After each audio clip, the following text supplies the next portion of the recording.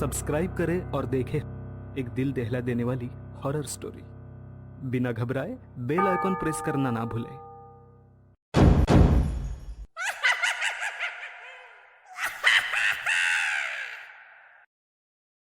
इस कहानी के लेखक है संजय कामले। दौड़ते हाँफते गिरते पड़ते उसने अपने घर का दरवाजा खोला और जैसे तैसे भीतर आ गया। उसके चेहरे का डर ये साफ साफ बता रहा था कि कुछ तो बहुत बुरा हुआ है।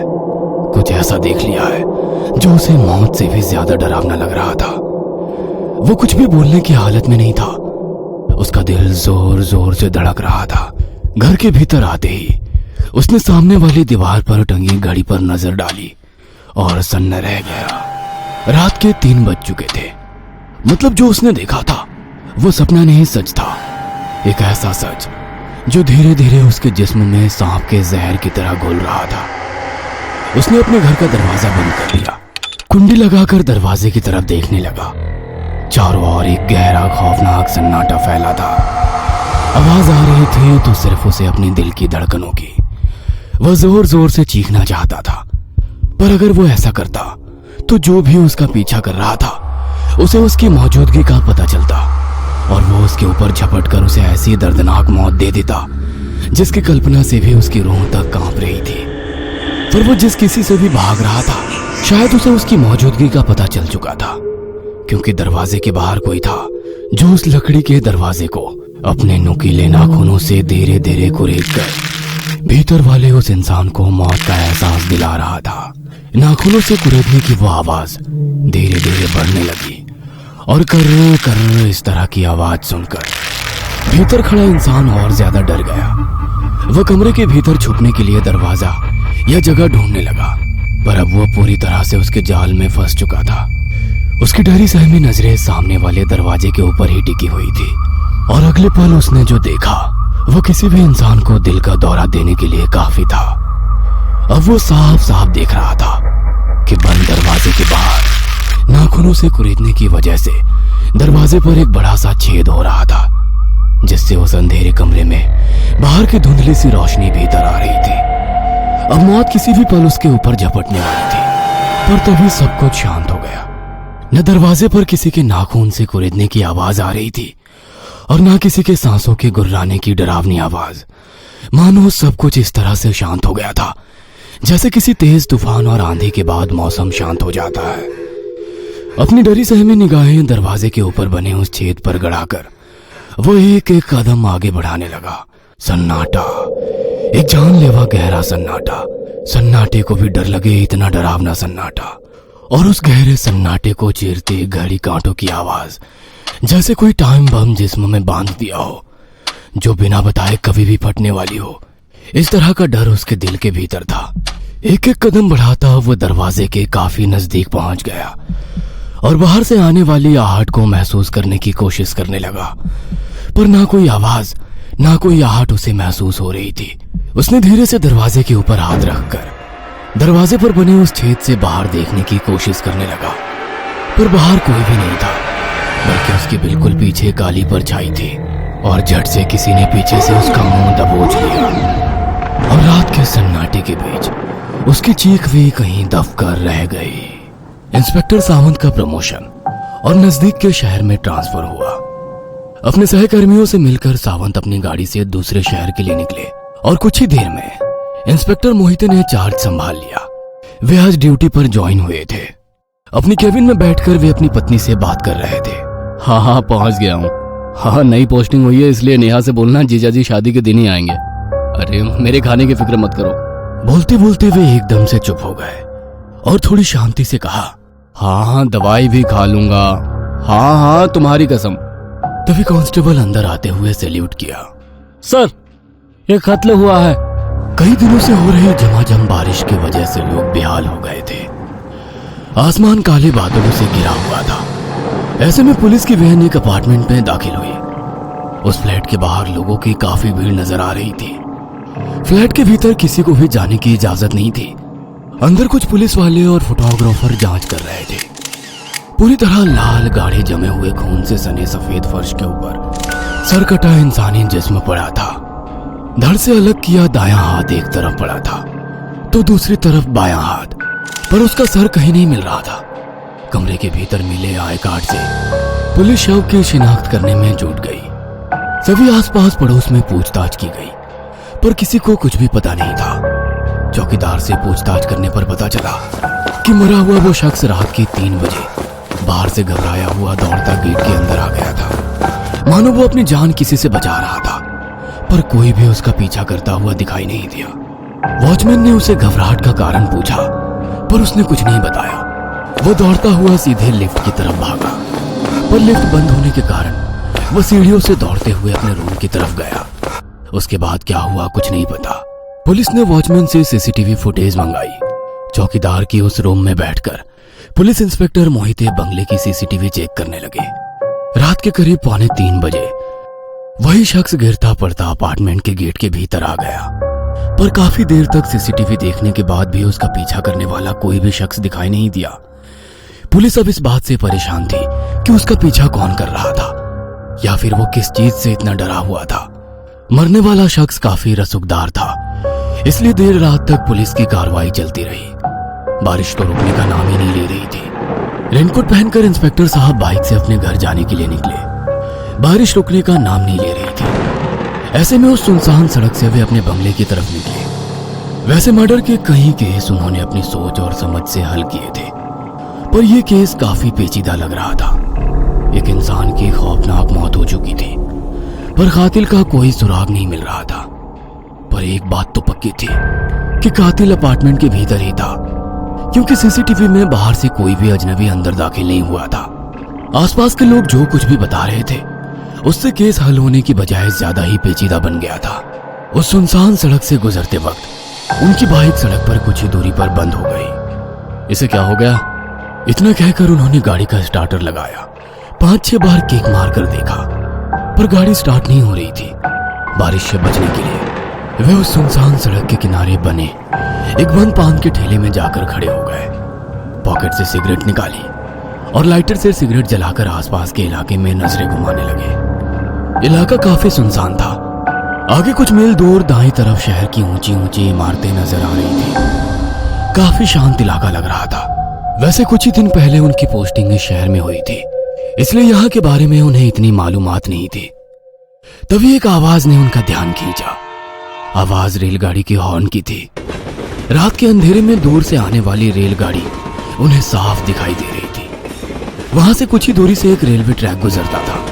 वहीं पर रेलवे क्रॉसिंग बना था, पर अगले ही पल उन्हें समझ आया कि रेल की उस पटरी पर कुछ पड़ा हुआ है और उसमें हलचल हो रही है। वे तेजी से कदम बढ़ाते हुए जाने लगे और उधर से रेलगाड़ी पूरी रफ्तार से आने लगी। वे जैसे जैसे नजदीक जाने लगे उन्हें समझ आया कि रेल की पटरी पर कोई औरत है जो सामने से आती ट्रेन को देख चुकी है और पूरी जान लगाकर उस पटरी से हटने की कोशिश कर रही है। वह दर्द से करा रही थी, रो रही थी, पर उसके शरीर में इतनी भी ताकत नहीं बची थी कि पटरी से खुद को दूर कर सके। इंस्पेक्टर मोहिते अपनी जान लगाकर पटरी की तरफ जाने लगे और रेलगाड़ी भी पूरी रफ्तार से आने लगी, पर उन्हें पूरा यकीन था कि वे उस महिला को बचा लेंगे। अब कुछ ही कदम की दूरी रह गई थी, पर तभी कीचड़ में उनका पैर फिसला और वे नीचे गिर पड़े। उन्होंने पटरी पर महिला को देखा। उसकी नम आंखें उम्मीद खो चुकी थी और देखते ही देखते तेज रफ्तार गाड़ी उस महिला को कुचलती चली गई। खुद को कोसते हुए इंस्पेक्टर जमीन पर पड़े रहे। पटरी से गुजरते डिब्बों की खूनी बेसुरी आवाज उनके दिमाग में गूंजने लगी।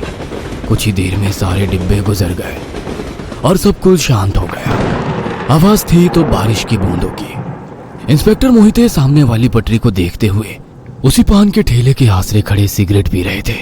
तभी छाता लेकर आए एक कांस्टेबल ने सैल्यूट करते हुए उनसे कहा, सर, आगे कम से कम 1.5 किलोमीटर तक रेल की पटरी छान मारी है और पटरी के आसपास का इलाका भी देख लिया, पर ना किसी महिला की लाश के अवशेष मिले, ना कोई कपड़े, ना ही किसी इंसानी जिस्म का सुराग। सर, रात बहुत हो गई है और दिन भर इतना सारा काम, शायद आपको वहम हुआ होगा। सिगरेट का आखिरी कश लगाते हुए इंस्पेक्टर साहब ने कहा, ठीक है, तुम अपनी ड्यूटी पर जाओ, कल सुबह देखेंगे। रात को इंस्पेक्टर मोहिते अपने बेड पर बैठे थे। टेबल पर रखी दवाइयों के पैकेट पर नजर गई। ना चाहते हुए भी पैकेट खोलकर एक टैबलेट निकाल रहे थे। तभी उन्हें डॉक्टर की बात याद आ गई। मुझे लगता है आपको ये नौकरी छोड़ देनी चाहिए। काफी स्ट्रेस है आपके काम में और शायद इसी वजह से आपको हेल्यूसिनेशन हो रहा है। मतलब आपका दिमाग खुद कैरेक्टर और घटनाएं बना रहा है। मैं कुछ दवाइयां देता हूं, इन्हें बंद मत करिए। उन्होंने हाथ में ली टैबलेट को देखा और झट से घर के कोने में फेंक दिया और बेड पर लेट गए। तभी उन्हें किसी की आहट महसूस हुई। बेड पर लेटे लेटे ही उन्होंने पूरे कमरे में नजर घुमाई, पर कहीं कुछ भी नहीं था। दोबारा वो उसी सोच में पड़ गए। छत पर लगा सीलिंग फैन धीरे धीरे घूम रहा था। बाहर हो रही बारिश की धीमी आवाज कानों में गूंज रही थी। पर तभी दोबारा उन्हें एक अजीब सी आवाज सुनाई दी। पायल की धीमी आवाज, किसी महिला के चलते कदमों के साथ गूंजती पायल। मोहिते साहब एकाएक उठकर बैठ गए। उन्होंने अपने कमरे का दरवाजा खोला और वो आवाज एकदम से रुक गई। बाहर हॉल में गहरा सन्नाटा पसरा हुआ था। वे दरवाजे बंद करने ही वाले थे कि तभी उन्हें चूड़ियों की आवाज सुनाई दी और वे वहीं पर रुक गए। उन्होंने पूरे हॉल में नजरें घुमाई। आवाज वहीं हॉल से आ रही थी। वे हर एक तरफ देख रहे थे। सोफा, टेबल, टीवी और दीवार से सटी एक अलमारी जो पर्दे से कवर की थी, पर अलमारी का दरवाजा खुला हुआ था। आधी खुली खिड़की से आने वाले हवा के झोंके से अलमारी के ऊपर लगा पर्दा धीरे धीरे लहरा रहा था। आवाज शायद खिड़की के बाहर से आ रही थी। उन्होंने लाइट का बटन शुरू किया और आवाज एकदम से रुक गई। वे खिड़की के पास गए और धीरे खिड़की का दरवाजा बंद कर दिया। बाहर से आने वाली तेज आवाज अब काफी कम हो गई। उन्होंने अलमारी का दरवाजा अब बंद कर दिया कि तभी तेज हवा से दोबारा खिड़की खुल गई। उसी के साथ अलमारी पर लगा पर्दा धीरे से ऊपर की तरफ लहराता गया और अलमारी पर लगे शीशे में उन्हें खुद की जगह एक खून से लथपथ घायल महिला का अक्स दिखाई दिया, जो कंघी से अपने बाल बनाती हुई डरावनी आंखों से साहब को घूर रही थी। और अगले ही पल वो आईने से बाहर निकलकर झट से उनके ऊपर झपटी और उनकी नींद खुल गई।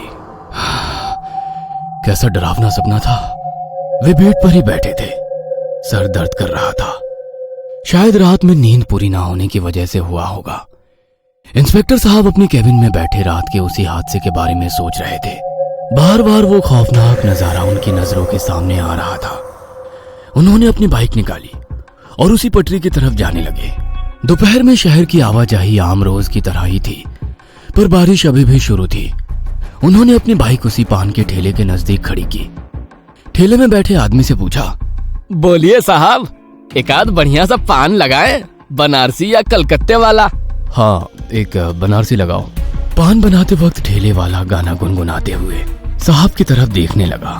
ओ खई के पान बनारस वाला, ओ खुल जाए बंद अकल का ताला। पर इंस्पेक्टर मोहिते कुछ परेशान नजरों से रेल की पटरी की तरफ देख रहे थे। क्या बात है साहब, आप कुछ परेशान लग रहे हैं। इतना कहकर उसने साहब के हाथ में पान दे दिया। इंस्पेक्टर साहब ने उसके हाथ से पान लेकर पटरी की तरफ इशारा करते हुए कहा, क्या तुमने आज सुबह यहाँ किसी की लाश देखी? यहाँ रेलवे की पटरी पर? यहाँ तो आए दिन हादसे होते रहते हैं। कभी इंसान मरते हैं, कभी जानवर। कुछ पल वो चुप हो गया और इंस्पेक्टर साहब से पूछा, क्या बात है साहब, कुछ हुआ है का? कल रात एक महिला पटरी पर जख्मी हालत में पड़ी थी। मैंने उसे बचाने की पूरी कोशिश की, तब तक उसे ट्रेन ने रौंद दिया। पर अजीब बात है कि लाख ढूंढने पर भी उसकी लाश नहीं मिली। ओह, तो आपको भी वो दिखाई दी? मतलब आप पहले इंसान नहीं जो इस घटना को देख चुके हैं। पिछले 6 महीने में 10 से ज्यादा लोगों को ये दिखाई दिया और मैंने भी एक बार ये घटना देखी थी साहब। फिर तुमने क्या किया? क्या करता, पंडित जी के पास गया। उन्होंने कुछ खाने की चीजें पटरी के पास रखवाने को कहा और फिर वो बला टली। इंस्पेक्टर मोहिते उसकी बात सुन ही रहे थे, तभी उनके मोबाइल की रिंग हुई। ठीक है, तुम लोग पहुंचो, मैं आता हूं। इंस्पेक्टर उसी बिल्डिंग में पहुंचे जहां कुछ दिन पहले एक कत्ल हुआ था। कांस्टेबल पहले ही पहुंचकर लोगों के बयान ले रहे थे। वॉचमैन गेट पर ही खड़ा था। वॉचमैन कुछ बोलता, तभी अधेड़ उम्र की एक महिला सामने आई। साहब, मैंने ही फोन किया था। बोलो, क्या बात है? वो औरत काफी डरी हुई थी। साहब, हमारी बिल्डिंग में कुछ तो अजीब हो रहा है। मतलब? साफ साफ बोलो। साहब, 2 दिन पहले जिस आदमी का खून हुआ था वो कल रात खून से लथपथ हालत में मेरे फ्लैट के बाहर खड़ा होकर मुझे आवाज लगा रहा था। क्या बकवास कर रही हैं आप? मरा हुआ इंसान आपके कमरे के बाहर आपको पुकार रहा था। वॉचमैन की तरफ देखते हुए इंस्पेक्टर साहब ने कहा, तुमने कुछ देखा? नहीं साहब, शायद मेम साहब को वहम हो गया होगा। साहब वहम नहीं था, सचमुच मैंने अपने दरवाजे पर लगे की होल से उसे देखा था। ठीक है, माना आपने उसे देखा, पर वो आपके दरवाजे के बाहर क्या कर रहा था? बोल रहा था। क्या बोल रहा था? वो औरत की आवाज में बोल रहा था, वो अकेली नहीं जाएगी, वो उसे भी साथ लेकर जाएगी। वो औरत इंस्पेक्टर साहब की आंखों में आंखें डालकर बोल रही थी। इंस्पेक्टर साहब अब सोच में पड़ गए कि आखिर ये क्या हो रहा है। उसे किसे?